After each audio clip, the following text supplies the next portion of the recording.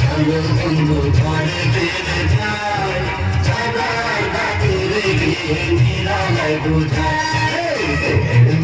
জোৎস্নায় আমায় কথা দিয়েছে, আসি আসি বলে জোৎস্না ফাঁকি দিয়েছে।